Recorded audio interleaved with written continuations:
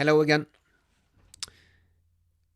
So my students, it turns out that some of them haven't really had any analog design courses. They've sort of had introduction to transistors, but some of them don't actually know sort of how to build circuits or what's hard about building circuits and how do you choose your transistor size and all those sort of nitty-gritty details. So that's the plan for today. Go through a bit of a refresher on circuits and maybe also explain how I would pick transistor sizes. So let's get started. The solution space for choosing your transistors is rather large. You can vary the width, and you can vary the length, and you can change the flavor of your transistor, like a high threshold voltage, low threshold voltage, thick oxides, thinner oxide. There are multiple different flavors, and it can all become a bit daunting. What you're seeing on the screen now is two transistors. I like quantization of transistor sizes. I don't want too much freedom. I kind of like to automate, and one of the things I've done is made sort of a standard transistor library. So what you're seeing on the left side is a transistor with relatively short gate length. So we're talking here about 1.2 times the minimum gate length. Actually, I don't know exactly how big it is, but that doesn't really matter. I kind of only care that, well, it's small. As small as I want to make it. Now the width of the transistor is sort of this direction. It's the width of the green thingy, the diffusion. And I usually set that to, the minimum I use is usually whatever it is where I can get two contacts down, two vias between the metal and the drain-in source. And the reason I do that is simply because of design for manufacturability. You kind of always want there to be two contacts on everything, both on metal wires and on your transistors. I also choose to have two fingers. So you can see that these are actually two transistors. The gates are shorted, both on the right side and the left side. And on the left side here, I've also routed up from, the blue is, well, it's metal 1, but it's called local I in Skywater, and it's routed up to also metal 2 or metal 1 in Skywater, which means that when I have gate here in metal 1, and I have source, so the outer diffusion is source in the middle, and then I have drain, such that all those are available in metal 1. Now, metal 1 in Skywater, which is actually metal 2, but no matter. Let's call it metal 1. This means it becomes a bit easier to do the layout because I don't have to add contacts to the gate and so on. Now, quite often it's a choice between a short gate length and a wider gate length, or longer gate length, rather.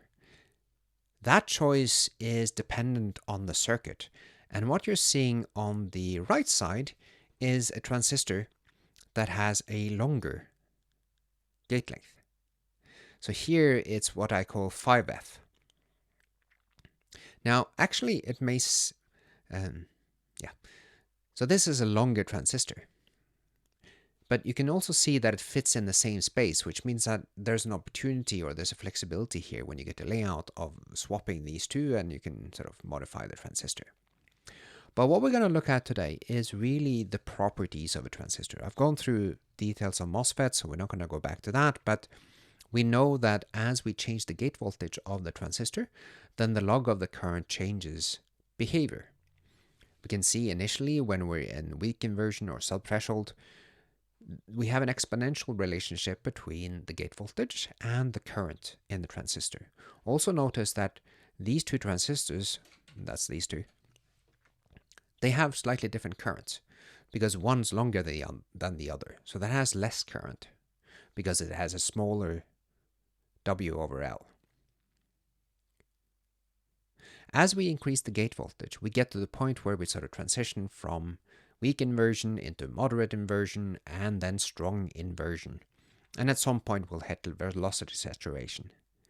And it's really this choice of operating region, weak, moderate, strong, which is the thing that impacts our transistor choice. Because whether we operate in strong inversion or weak inversion, the transistors have different properties. Sometimes you say that for matching, for example, it's better to operate the transistor in weak inversion for a differential pair, while for a current mirror, it's better for current matching to operate the transistor in strong inversion. And there are these kind of choices. So the fundamental choice of picking your transistor is picking your operating region. Weak, moderate, strong. And how deeply strong do you want it? Picking those is tricky though. One way to do it is to look at what's called the GM over ID, or the transconductance divided by the drain current, or the bang for the buck. So this is sort of how much transconductance do you get for a certain current. This is very useful because quite often in calculations in a circuit, whether it's an op-amp or whether it's a amplifier, one of the design parameters will be the transconductance, because it gives you the unity gain frequency when you multiply it with the output load, for example, for a operational transconductance amplifier. Well, a single stage one at least. So given a certain capacitor size, you get a certain GM, let's say 1 millisiemens. Now, directly from the G over ID, I can then know that if I select the GM over ID of 10, for example, here, I know that to get 1 millisiemens, I need 100 microamps. Or if I select a higher GM over ID, then I get less current, like 66 microamps. But notice that the operating region of the transistor, in similar manner, works from weak inversion to strong inversion, and is really limited by two curves. So in weak inversion, it's basically 1 over the, what's it called? The slope factor? Is that the one? The 1.5 thingy times the thermal voltage. So it turns out to be roughly 25, while in strong inversion, it's 2 divided by the V effective, which is the curve that you see here. Now, maybe we want high bang for the buck, maybe we want low bang for the buck, but it depends on what we're going to use the transistor for. You can see for both of them here, they have similar curves. So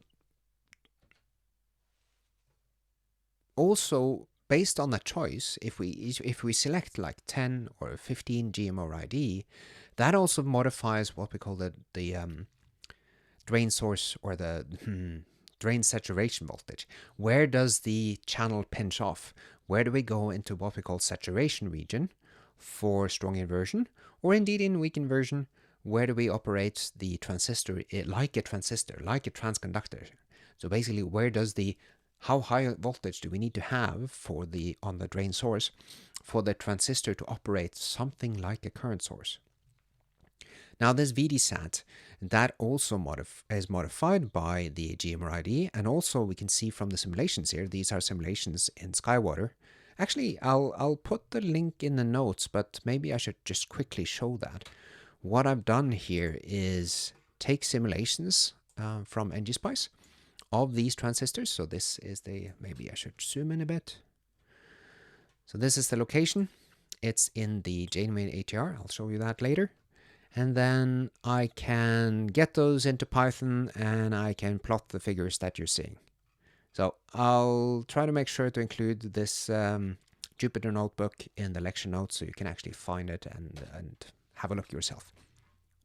Anyway, the drain source voltage necessary in order to operate the transistor in saturation is now given in this plot, and you can see that it changes.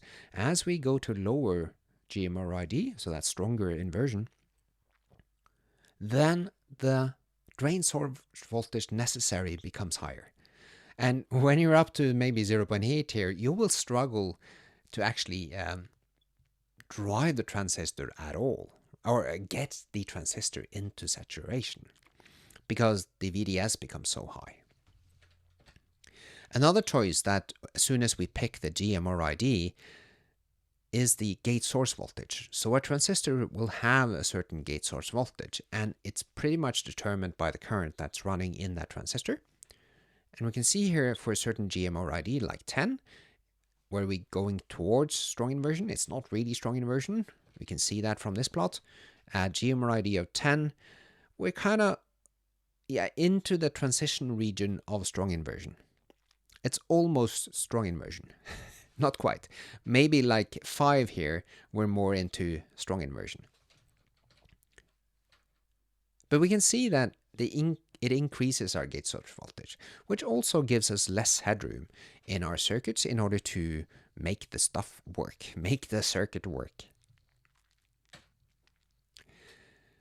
The choice between a short gate length and long gate length, so 1F2 versus 5F0. Oh, I should say that, yeah, as I said initially, this naming convention is, this is an NMOS. It is 2 contacts for the drain and source, and it's roughly 1.2 times the minimum gate length. And this one is roughly 5 times the minimum gate length.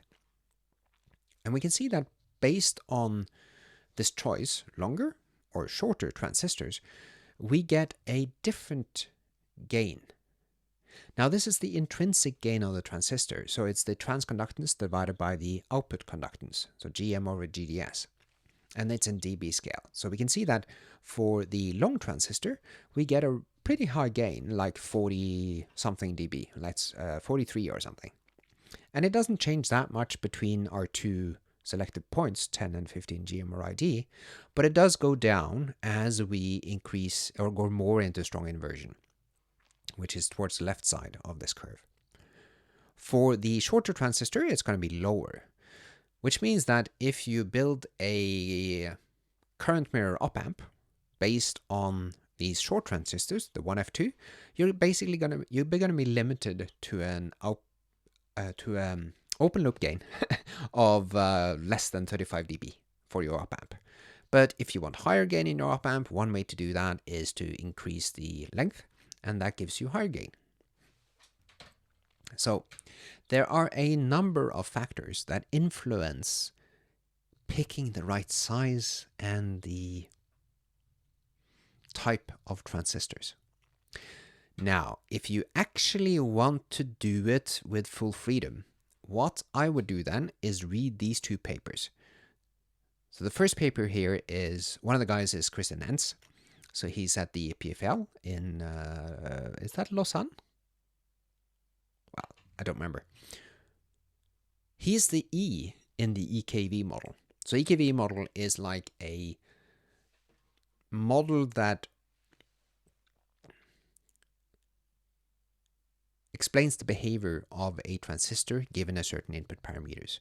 It's a model that is made for more like hand calculation. For most, like Skywater, we're using a different model called BSIM, but that has like 284 different parameters. Maybe we should quickly search for that. BSIM 4.8, I guess. So the BSIM model, we can go in here, and I guess we can download the standard model package. And if I open that standard model package, oh, it's a RAR file. Let's see if that works. Yeah, that works. And we can open the technical manual. And let's see here. Let's just hide the sidebar. Actually, we want the table of content. Okay. Does it have a table of content? It doesn't have a table of content? Oh, that's annoying. Yeah. BSIM guys, make sure your PDF have a table of content in the PDF. But okay, it's here. So this PDF describes exactly how the BSIM model, which is used in Skywater, actually calculates the currents and everything in the transistor. So if you wanted to know how's the threshold voltage modeled in BSIM4, you can go in and you can actually look at that. Or you can search for things here, like let's go for thermal noise. So how is the thermal noise of the channel modeled? And you can see the different equations. And maybe we can do current. See if we can see our strong inversion. No. Substrate. Impact ionization. No. Let's look at the actual table of content then. See if we can see drain current. Yes. Okay. Drain current model. Bulk charge effect. We don't want to see that. Drain model? No, that's mobility. Mobility. Drain current for trial region. Okay. No, we don't. We want the drain current for saturation. That's a Vdsat. Saturation region output conductance model. Yeah. Kinda. So here we have, as a function of the VDS, we have the trial region. We have, what's CLM? Channel length modulation. Okay. And then the drain-induced barrel lowering, and then substrate current-induced body effect. Okay. I wanted to see if we can find the actual current, drain current. Something we'd recognize. This is just the behavior as a function of drain source voltage. We don't want that.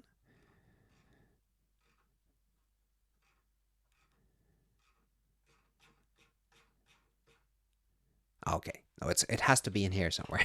So it's describing the drain current, but square lock, have we found that? No, probably not. So the BSIM model is using a slightly more complex description of how current in transistors work, right? So we can't expect to find exactly the square law model.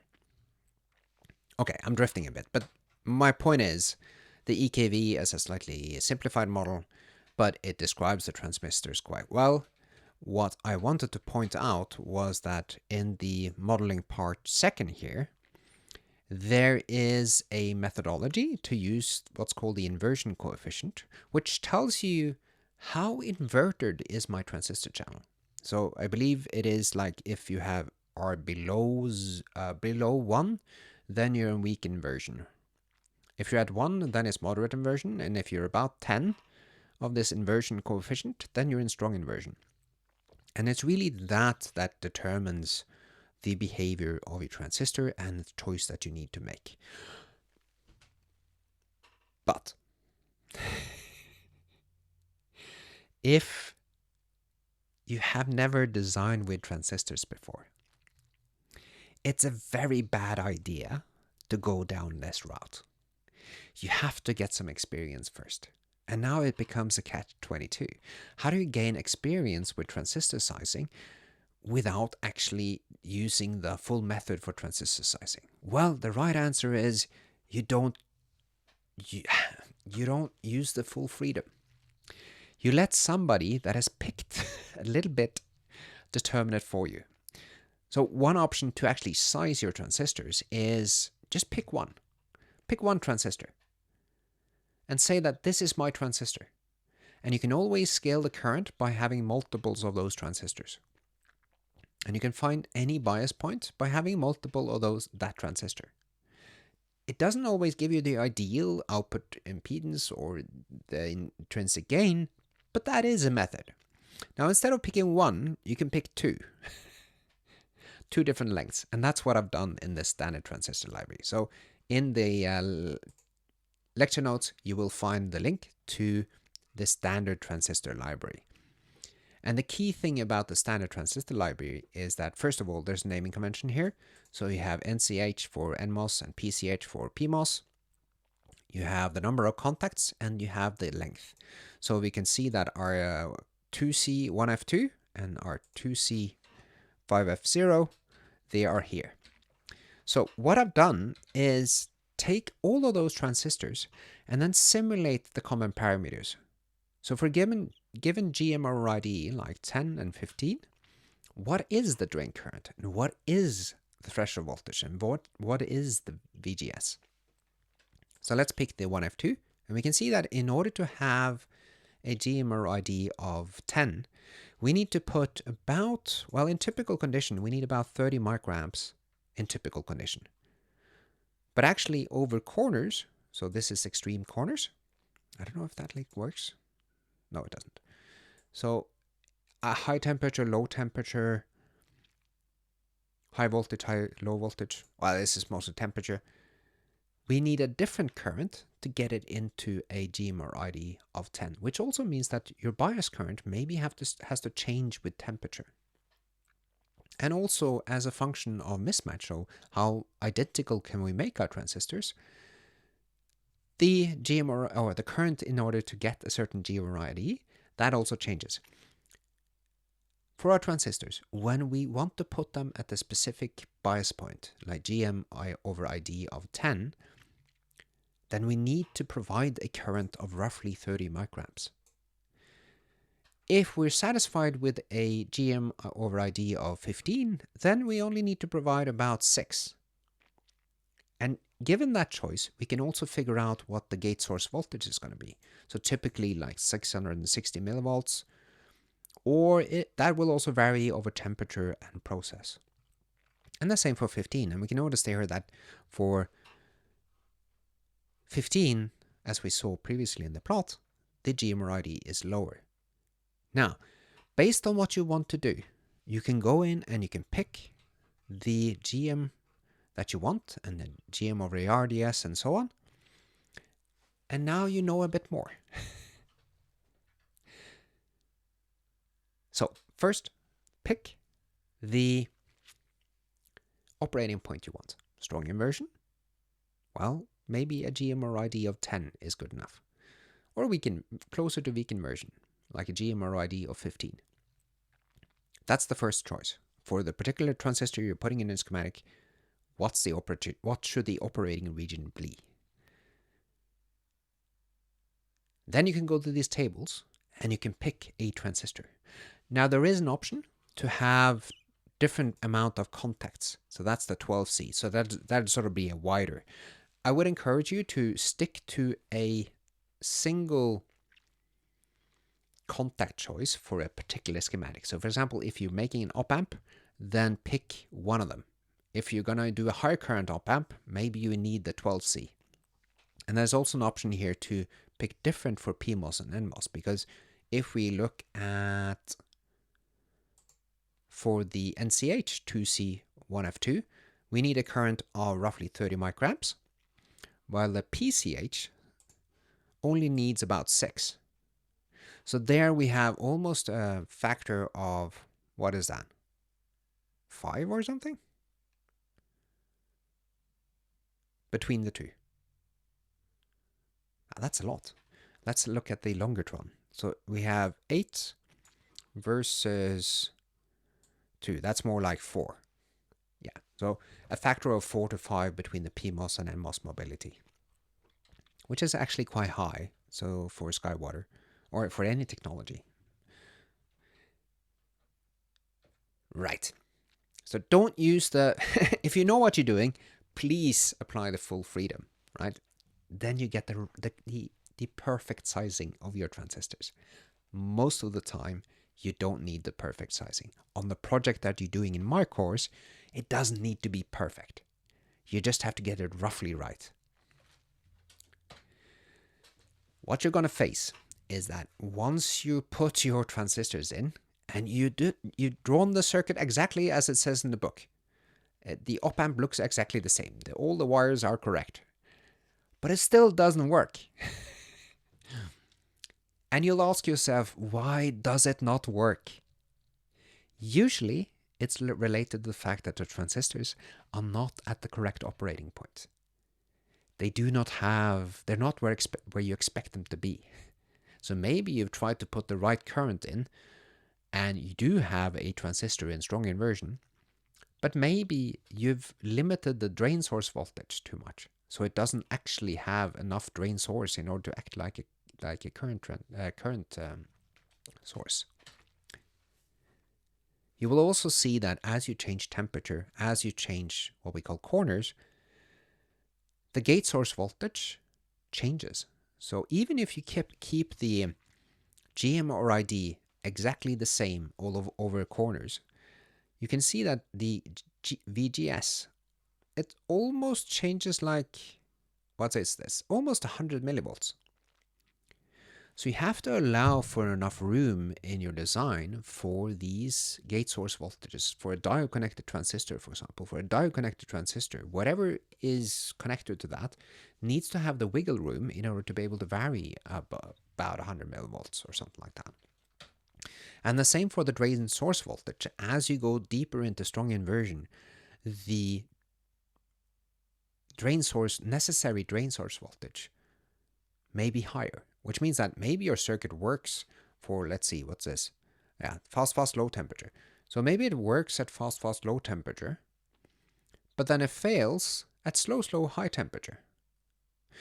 Notice that also here, for fast, low temperature, that is this one. So it's fast, high temperature, which has the lowest VGS. That is related to the fact that threshold voltage decreases as we increase temperature. And also, a fast transistor has a lower threshold voltage. Similar for the slow, notice that the lowest threshold voltage is at the high temperature, and vice versa for low temperature. That has the highest. But notice one thing. They cross each other. So when I want to say, okay, I want to pick the corner with the highest VGS, you don't actually know whether that's at low temperature or that's at high temperature. You see that? So for below, in strong inversion here, really strong inversion, like a GMRID of 5, then it is the high temperature that actually has the highest threshold voltage. Because now the mobility actually increases at high temperature, and now the mobility matters more for the VGS than the threshold voltage. So this is crossover point kind of for temperature, where the gate source voltage actually doesn't change. It doesn't change with temperature. That's where we can, I think you can call it the zero temperature coefficient point or something like that. There's some designs that involve that point. This also means that you can never predict, well, you can, but it's not easy to predict exactly what's going to be your slowest corner and what's going to be your fastest corner. You have to actually test both high temperature and low temperature for slow, and fast. Now, what's really important when you start designing is that you have some method of figuring out what is the voltages and currents in my transistors. Almost all design tools will have a function built in order to back annotate the operating point simulation into the schematic. And I'm going to show you that. What you're looking at right now is a op-amp that is used in a temperature sensor. I have a separate video on that temperature sensor. Don't I? Yeah, it's mentioned in the project. So let's go to terminal. And here I'm in AIC26. Let's make it a bit bigger. And I'll go to Janeway, ATR. No, sorry, I go to Lilu temp. Make XView. That just opens XChem. And there we go. This is the top level schematic of the temperature sensor. It is a bottom here is a band gap. So it provides a positive temperature, a current that is proportional to absolute temperature at the output. And it provides a voltage that is complementary to absolute temperature. Inside that band gap, there is an op-amp. And that is the op-amp that I showed you earlier. Here we have a schematic. I think I'm going to wait a bit to explain how this op-amp works. We'll leave that towards the end of the video, but I will go through how it works. If I remember. What I wanted to show you now is it is possible in XCAM to make a top-level test bench. Now, I usually don't like simulating in the XCAM tool because it takes too long for me to change the corners. I usually want to launch like 50 simulations in different corners, and I don't want to edit the XCAM for every single possible corner. But for debug simulations, it's very useful with XCAM. I like to use simulation there in schematic there. And maybe let me just navigate around this there a little bit so you understand what's going on. I use this AIC setup, and there I have libraries, spice libraries, where I have defined certain libraries for temperature, for voltage, and so on. Maybe I should show that quickly. Tech, ngSpice, temperature. So here you can see that I have defined specific temperatures. The one we're looking at right now is -40 TL. Actually, let's look at typical temperature. And let's look at also typical transistors. I call that TT. And I want typical voltage. Okay. And then I include, actually I don't need this ideal circuits, but I usually include it. I have some ideal op-amps and comparators in there. The seed is if we want to do Monte Carlo simulations and we want to save all the currents.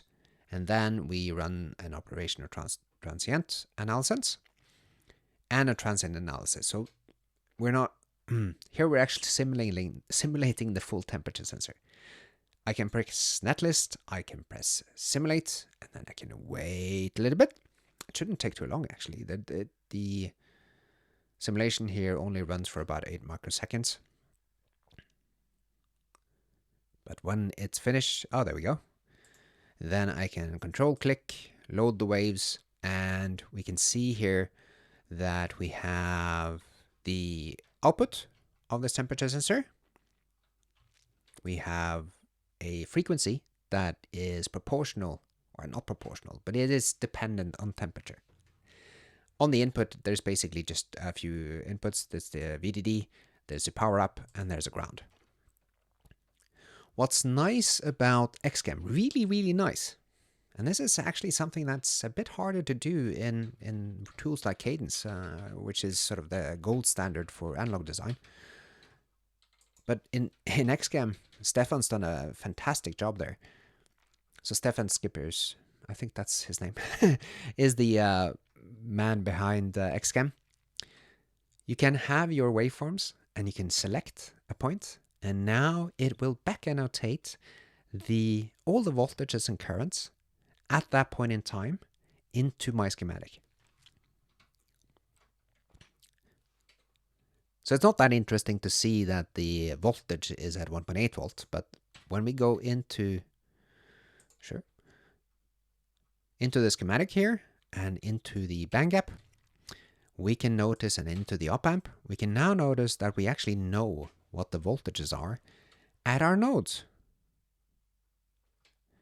So if I have, you have to do a little bit of mental arithmetic, but assume now I have my source. That is at 1.3 volt. I have my drain here at about 0.6 volt, which means there should be about 0.7 volt across my diff pair. That should be ample. That sounds to me like that's more than enough to make sure that these transistors are in saturation. Let's change the temperature. And let's go down to slow. And let's make it low temperature. And let's, for the fun of it, also make it low voltage. So I run my circuit at 1.8. I think the low voltage I set up is probably around 1.7. Quite common to have like ±5, ±10% on your VDD in order to make sure that a regulator can actually deliver. And let's load the waves. What you might notice here now is that, well, if you didn't notice, it's going to slow down the oscillation. But let's pick a point here. Go in, yeah, 1.7 into the band gap. And what we're going to see is that at the low temperature, low voltage, the diode voltage has increased. So the currents might be different, but our diode voltage has now increased. And we're at 0.62 here. Also notice that, actually that's weird. Okay, that's why. We had 1.2 here at the input of our op amp. No, sorry, at the source of our differential pair. But now it's 1.5. It's 1.5 because the inputs are connected to the diode here, which is basically a bipolar. And turns out that bipolar has a has a higher voltage at low temperature. So still we have ample room across these transistors, the diff pair. That's not going to go into a linear region. But maybe something that could be a bit concerning is we know we have a VDD here of 1.7, but the VS here is at 1.4. Now, had we actually used the current mirror transistor for my differential pair, that maybe wouldn't be enough with a few hundred millivolts across that. Actually, it doesn't matter here because I'm using a resistor to bias my diff pair and actually provide the bias current. But back annotating the operating point allows me to figure out what the voltages are, see if there are any voltages that are not where they should be. For example, here we have something called a cascode. I'll go through that later actually. And we can see that the drain source voltage across this top transistor, here we have 1.577 or 557, so roughly 1.55. And here we have 1.7, which means there's only about 150 millivolts across this transistor. That might actually start to be a problem. Let's try and see if we can figure that out. So this has a current of 800 nanoamps. If I now go to my table, let's see, this was a 4C5F0. 4C5F0, and I have 100 nanoamps in it. No, sorry, a microamp, 800 nanoamps. That means this is in weak inversion. I have a current mirror in weak inversion. Quite far into weak inversion actually, because here we have a GMRID of 15 and we need 5 microamps in order to get that. Here it's only 1 microamp, which means that it's even further into subthreshold. And we can see that for GMRID of 15, we need a Vdsat of about 100. Okay, so it actually seems safe. But this is how your circuits will fail. The VDS or usually the VDS, but it might be pushed by a VGS. For example, here, the VGS of these diode connected transistors, if that actually was quite high, then that could push our source transistors, or our differential pair transistors, into triode. And that's how the circuit could fail. It all means that when you're designing, you have to set up these type of test benches where you can back annotate your operating point into your schematic. Unless you do that, and unless you sort of check all the voltages and mentally check all the transistors, it's not going to work right. I do expect some comments on the fact that my current mirrors are in subthreshold.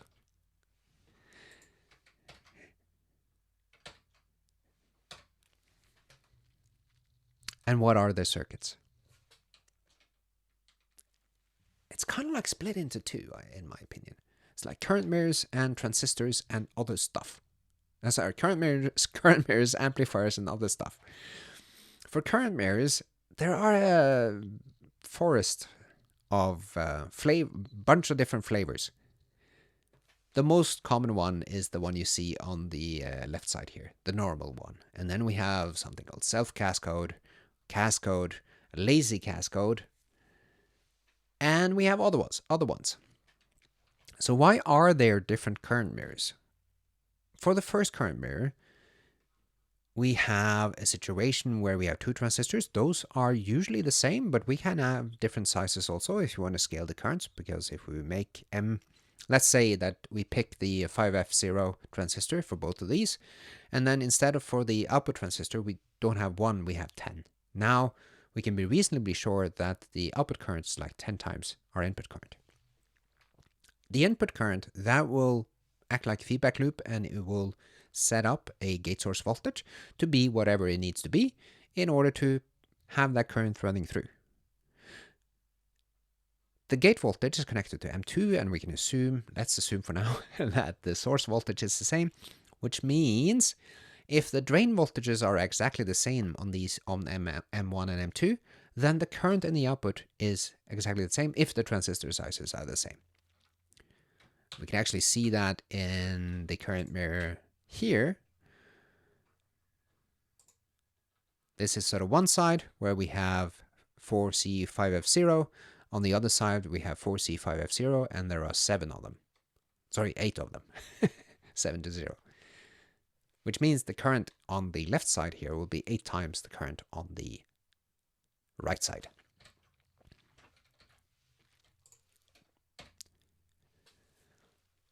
The reason for picking another current mirror is usually because we have a drain voltage that changes. If the drain voltage changes, then the current in our output actually depends on the output resistance of the current mirror. For the simple sort of normal current mirror, the output resistance is basically just the output resistance of M2, like 1 over GDS or the RDS of that transistor. We can increase that by adding what's called source degeneration. And think of that like, that's like a resistor at the bottom here. Notice that all the transistors here have the same gate voltage. They won't have exactly the same source voltage, but what actually will happen is that M1 here will set up a certain VGS. The source voltage here will push M3 into triode, and the difference between the source voltage of M1 and ground will be very, very small. It could be like microvolts. So M3 doesn't act like a current source, it acts like a resistor. In order to figure out what is actually the output impedance of this configuration, we need to move to the small signal domain. We can apply a test current, Ix, and we have a certain output, or a test voltage actually. And then we can set up the equations for the current Ix. So Ix here is going to be the GM2 times the VGS. The VGS is given by this voltage here, and that's basically at 0, so this is going to be negative. And then there's a certain RS, and that's also going to impact our VGS, because the Ix current is going to flow in RS, which means that the source voltage here is going to be higher than 0. Now, we can set up all the equation, and we can do our magic, and we can figure out that the output resistance is given by RDS2. This one? No, is that correct? I think I may have...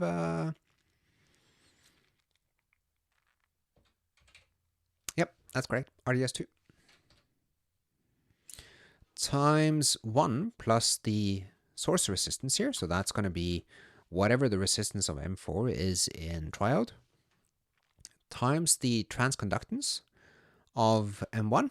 Actually, this is probably, that should have been GM2. Yeah, GM2.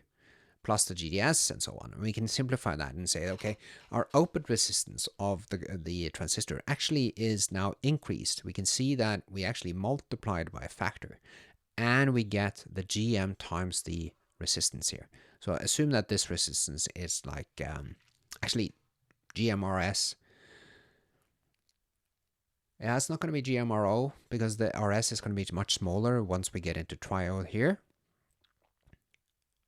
but effectively we're multiplying a transconductance by output resistance, which turns into a sort of gain, and we're multiplying the output resistance by a factor. That's what we're doing. We can actually turn it into something that's even better in terms of output resistance, and that is by raising the voltage for the bias here. Because now the source voltage for both M3 and M4 will be controlled by the gate voltage, the VB. And we can actually set the source voltage at such a point that there is sufficient headroom for the bottom transistors. Now the drain voltage of the bottom transistors, that doesn't really move anymore. Because of when the drain voltage here at the I/O actually changes, the source voltage doesn't change that much. We can do a similar situation here where we actually just look back at our source generation, and we can say that RS, that's actually now the output resistance of M2. M2 is in saturation. That means the output resistance is equal to the RDS of M2, and the effective output resistance of our transistor is now the RDS2, this one, multiplied by the intrinsic gain of M4.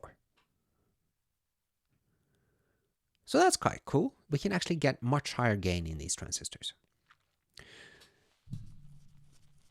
Notice also that quite often we want a high GM, because higher GM here means that the higher GM in M4 means that we have a higher output resistance usually. But as we reduce the channel length of M4, we also reduce the RDS4. So there's a slight interplay there. If we want even higher output resistance, we have to go to what's called active cascode, or it's sometimes called gain boosting also in op-amps. What we're doing is adding an operational transconductance amplifier in series with our transistor, kind of turning it into a super transistor. So we're increasing the transconductance of our M4. And now we get the output resistance of the 2 multiplied by the gain of the op-amp, which can be 100 times or 1,000 times or 10,000 times, times the RDS, the intrinsic gain of M4. If you want a 10,000 times gain in your op-amp here, so 10,000, 1,000 is a 60 dB, so 10,000 times would be, I guess, 80 dB. If you want 80 dB open loop gain in an op-amp in a modern technology like 22 nanometer FDSY or even further down, I don't think you can necessarily do that without having active cascodes. Maybe you can. It's sort of limit. Maybe I can have multiple stages, but at least single stage, you'd be limited about maybe 30 dB or something like that with a normal current mirror. Maybe you can go up to 50 to 60 dB with cascodes, but you really need active cascodes in order to get up to 80 dB. And then you can end up with active cascodes inside the current mirrors, inside the op-amp, in order to get high gain or high output resistance in your active cascode current mirror. So it sort of almost becomes a recursive thing. I promise you that designing op-amps with active cascodes kind of turns into a bit of a stability interesting situation. For the main operational transconductance amplifier, we have to simulate stability, of course, in a differential loop. But now you also have active cascodes. So if you do it like you're showing here, maybe you end up with 4 active cascodes in your current mirrors inside your op-amp. And now you have feedback loops there too, that you must make sure are stable over all corners. I designed a single stage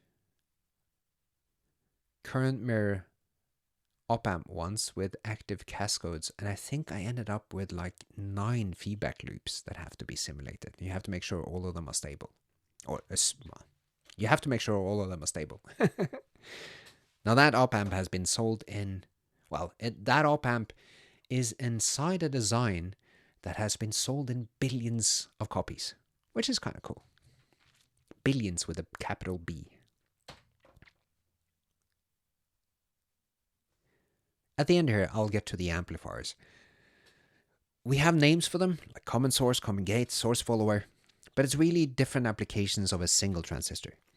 There's a really cool paper by Harold Prettel, and he's actually a bit of a known entity in the open source world.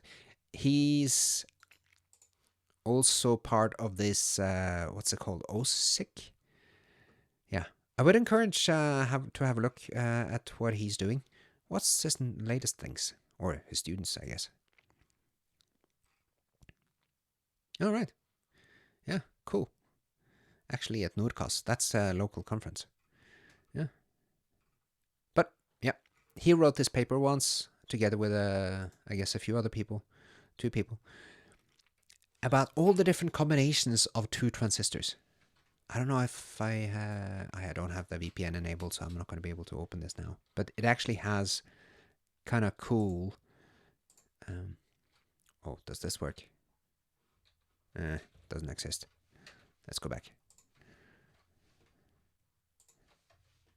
Let's see if we can find the image.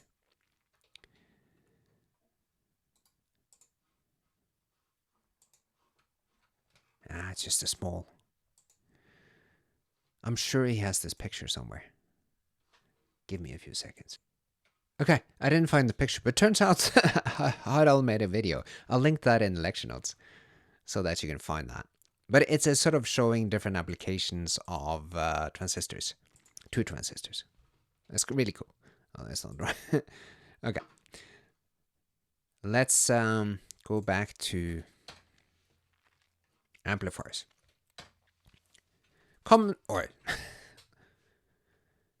You won't find it that often, I think, but the source follower is a very useful circuit.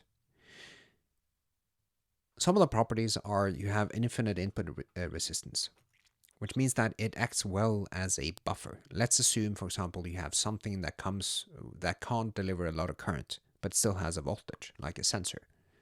You can then buffer that voltage by a source follower. One thing to note that the DC drop will always be there. So the V1 or VI here will DC always be higher than VO.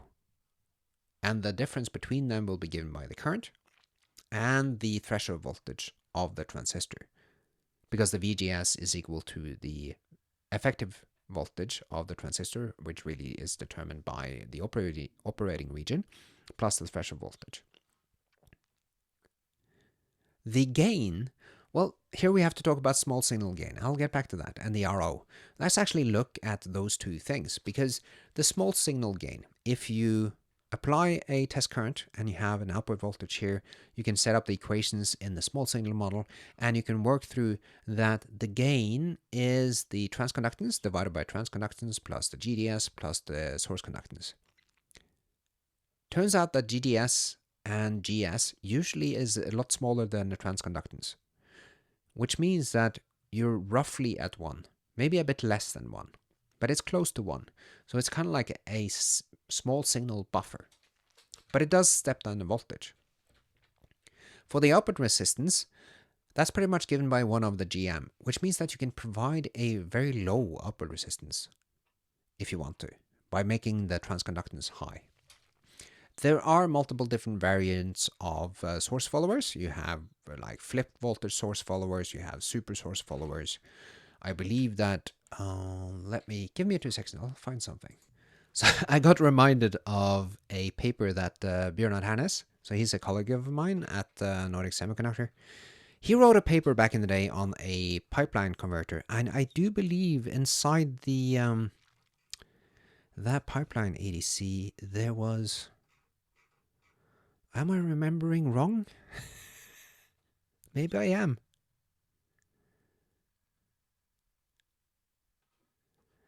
So inside that circuit, I thought there was a source follower at the input. But in this paper, I can't see it. Maybe it was in the Journal of Solid State version. Just give it a second. Actually, it's a bit funny because both Bjørnar and Atle and Frode and Jonny's not there, but Frode are Atle and Bjørnar are all at Nordic Semiconductor. Jonny's at Silicon Labs, I guess, and I don't remember where Thomas is now. Anyway, I believe somewhere at the input, yeah, here, wasn't there a level shifter?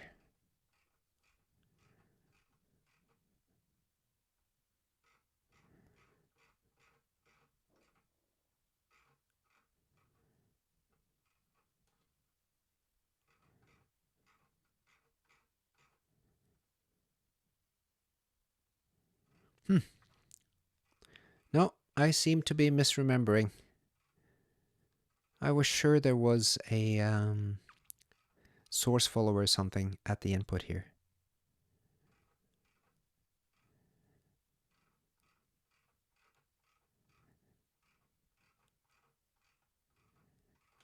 Just a second.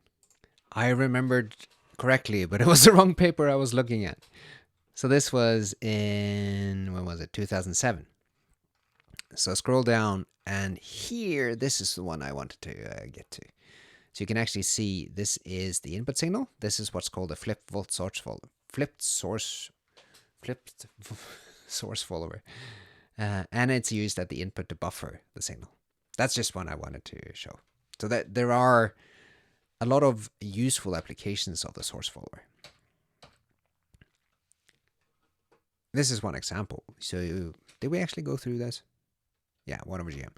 Yeah, so we can take, for example, a photodiode, which develops a certain voltage across the photodiode. We can sample that across a capacitor, and that capacitor might be small, like a femtofarad or smaller. And we can't really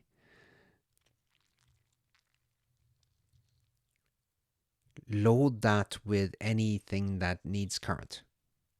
So in this case, we're actually charging this capacitor to 3 volt, and then the leakage here will be controlled by the current in the diode, which is determined by the light, and then the voltage will drop, and that can also be copied to the output line here, and then can drive like a larger circuit at the output. Common gate,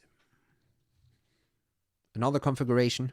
Here the input is at the source, and we control the gate with a bias, and then there's some sort of current flowing in the transistor. Quite often it might not be a current mirror here, but it might be a resistor or indeed an inductor. Quite a common application of common gates is in low noise amplifiers like LNAs for radio. The input resistance, we can set up the equations for that again. I'm not going to go through that in detail, but you can apply a test current, test voltage, set up the equations, and you can figure out that the input resistance is roughly 1/GM. Actually, when you include whatever hangs here, it's more like 1/GM plus the RL divided by the RDS of the transistor.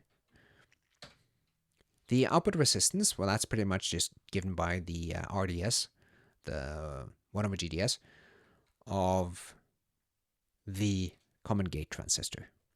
And of course, here it also depends again what you apply as the load here. For the small signal gain, that turns out to be roughly not GM times RDS, but +1. But if GM times RDS is like 100, then it's basically the transconductance times the output resistance. Notice that this is actually the output resistance of that particular network. So whatever you hook up at the output, which is here, will change the output resistance. The final one, I actually, what did I? That's a small signal gain.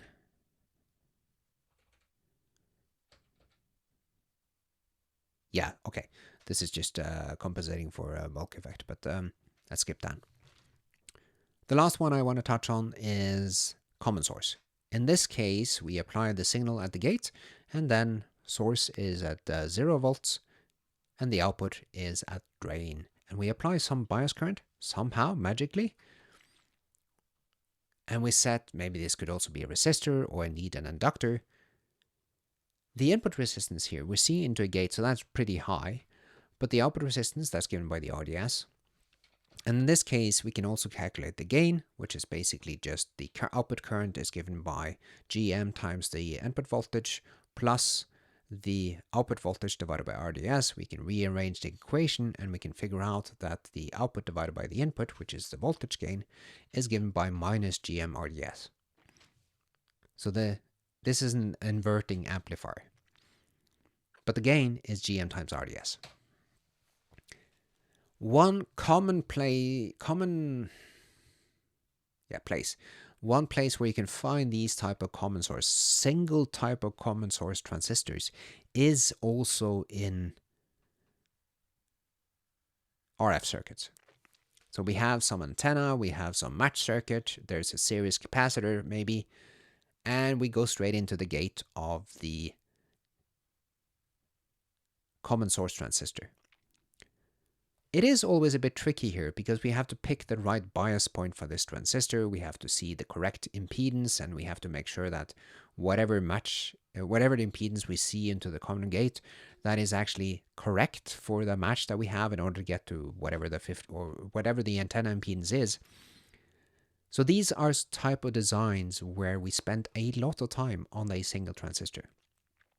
But in order to bias that transistor correctly, you can actually, at RF, you can actually just diode connect a similar transistor and then through a resistor provide the DC voltage. And that will set up the right current for what we want, the GMRD. And then we have, in this case, an output resistance that could be an output inductance, whatever we want to design here. But this is a common way to use these single transistors amplifier. However, in almost all circuits that we're going to care about, we're really talking about differential circuits somehow. Maybe the most common place we'll find transistors is operational transconductance amplifiers or comparators. And all of them, to my knowledge, all of them will leverage what's called a differential pair. It's kind of like a common source. It's two transistors that has the same source voltage. So the gain, differential gain, is actually just GM times the output resistance of this node. To analyze it, I would encourage you to go into Carson Johnson Martin's page 31, and there you have the analysis of the diff pair. The nice thing about differential pairs is we can actually choose with whether we want positive or negative gain. We can sort of just flip the outputs, and that flips whether we have positive or negative gain. That's a big advantage in differential circuits. It's really easy to make negative gain. And the use for differential pairs and current mirrors are in operational transconductance amplifiers. This is sort of the simplest possible operational transconductance amplifier. We have a diff pair looking at the input voltages and determining what the difference is, multiplying the difference into a current. So a difference in voltage here will turn into a difference in current. How much current is controlled by the current mirror at the bottom. And then we have a current mirror at the top here, which is doing kind of like a single-ended to differential conversion. So it'll take whatever is the IP, set up a current in the diode connected transistor such that we get IP through it, copy that current to the other side, which means that's IP flowing here. And that means that when we increase the V+, then IP will go up and IN will go down. And that means that the voltage at the output here goes up, which is why we call it a positive input. So increase the voltage on the positive input and the output voltage goes up. Increase the voltage on the negative input and the output voltage goes down, because now the IN, more of the current, this 1 micron current, splits and goes into IN. And then IP reduces, and since IP reduces here, this output node is pulled down. And now we have what's called the operational transconductance amplifier, where the gain from differential input to the output voltage here is given by the transconductance of the differential pair times the output conductance or output resistance in this point. And that's almost all the video, because I promised a bit of a look at the circuits we have. Because what I want you to try and build up is a sort of pattern match capability. Think of the common source, the common gate, the source follower, the current mirrors, the operation of transconduction amplifiers as sort of the alphabet of circuits. It is what we use. Let's, for example, see inside the inverter. Oh, that's a bad example because I auto-generate my inverters, which means they're not that easy to read. Okay, but let's draw it like that. So this is our inverter circuit. We have VDD, we have the output, and we have ground. What type of configuration are these two transistors? Well, we can see that both of them are connected like common source. So here we have the source at VSS, and we have source at VDD. Now, small signal, we can consider VDD as ground. So both of these turn into common source transistors, which means that this is actually an amplifier circuit. The gain of this inverter is now not just GMRO of the NMOS, or the RO here is basically the parallel connection of the output resistance of the PMOS and the output resistance of the NMOS. And the gain, well, the GM, in this case, we have the GM of the NMOS, and then we'll also have the GM of the PMOS, and those are actually added together. Now, if they happen to have the same transconductance, the inverter would actually give us 2 GM times the output resistance as the gain of the circuit, which means that it's maybe the best amplifier in the world. You get double the GM, double the transconductance for the same current. Most of the digital logic gates, bad example again, they're going to be mostly common source based. But let's skip those. Let's look at the actual circuit. And let's actually go into this comparator. Well, if we look at first these transistors, they kind of look like common source, but in reality, they're just switches. They're just used as on-off. All they're doing here is when I take my reset high, well, the voltage here becomes low because I turn this into a voltage-controlled resistor. We see that the drain source voltage of this transistor is very, very small. It's like 1 millivolts, which means that it's not acting like an amplifier. It is simply a switch. If we go into the comparator, we can have a look. And that's really a key point with transistors. It's only when we determine the operating region of the transistor that we can figure out what the use is. And let me go back and let me pick a slightly different bias point. Because, or maybe I'll go into the other comparator. No, not that one. I want this one. The reason I want this one is I want the one that's charging at the moment, a slightly higher voltage here. Because when we go in here, then we can see that, okay, here we have a 0.5, we have a 0.8. The thing in the middle here is a diff pair, which means that if let's see, now the voltage on the PMOS is lower on this side than on that side, which means I expect most of the current flowing in this P side because we have a higher VGS. So here we have 67 nanoamps.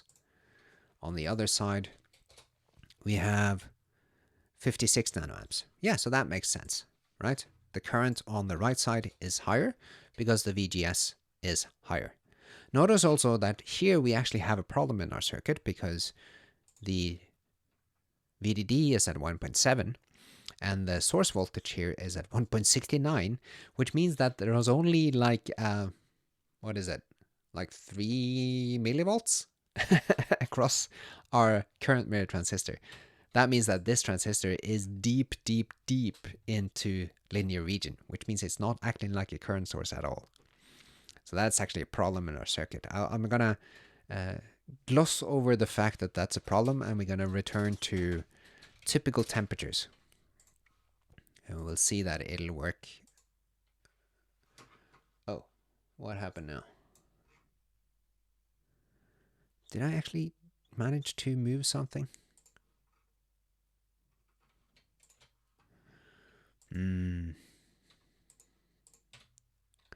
Where did I screw it up?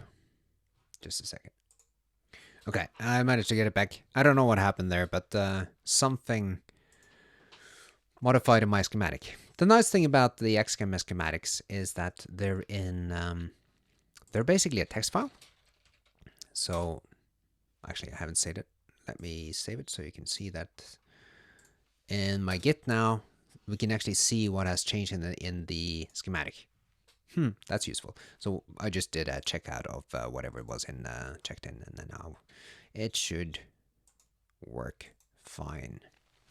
So turn it back to typical temperature, typical voltage, typical transistors, and once it's done, there will be a different voltage at the source.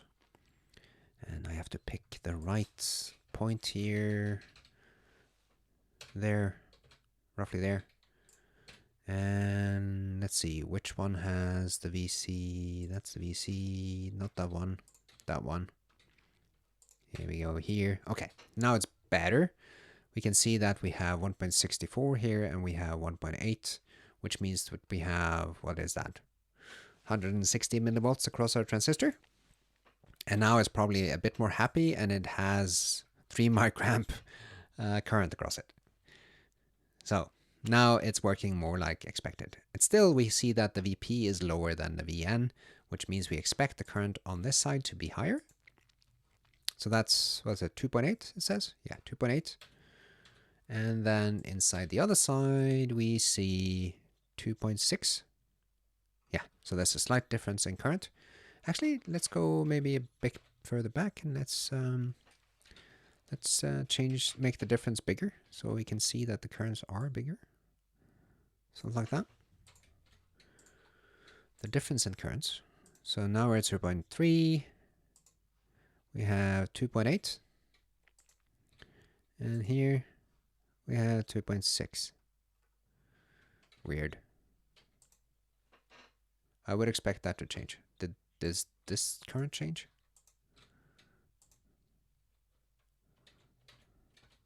Just a second. Maybe we have to update the cursor somehow. It can't move it.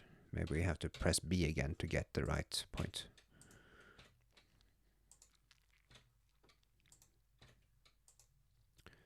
.8. 2.6. Huh. Okay, maybe it's saturated then. Yeah, that the difference doesn't become much bigger. That could also be. But let's see if we get closer to the top here, where we can see the comparator actually switching. We should see more equal currents. 2.8 or 2.7. Yeah, not that big difference actually. But when we get to the same voltage, we should see the same current. Let's see. If we go there, that seems like the same voltage at the inputs. And let's see if we magically have roughly the same current now. So 2.5. 2.7. Okay, still a difference. Well, you have to get them pretty exact for the current to be the same. But then we can see that, let's see, we have 2.7, 2.8. What did we have here? Was it 2.5? 2.55. So now we have higher current in this output. That goes into this current mirror. So here we have 5.5 microamps. On the other side, there will be 5.7. Roughly the same. It's a current mirror. Which means that the output voltage here, actually I do not have a node there, so we won't see what the voltage is actually. Anyway, this is a two-stage two-stage comparator. We are using a differential pair and a current mirror to give us a voltage here. And then there's a second stage where we basically have a common source amplifier. This is common source amplifier. And right now that's pulling the output down. And we have a current that is provided to that. So the current pulling down now, well, it's going to be the same current in this one and that one. But the NMOS is stronger, so it pulls the voltage down. At some point, we can see that the output voltage of this comparator will actually flip. So that's the green line. I think that's the green line. Yeah, so if I place my cursor around here, now we can see for this comparator that the output voltage is roughly in the middle. And now the PMOS here providing a stable current is roughly the same as the NMOS pulling it down. And over here we are using a current mirror in order to provide a bias current to our differential pair. Notice I'm using a current mirror here, NMOS, to copy a current. So here we have a certain current, 1.1 microamps.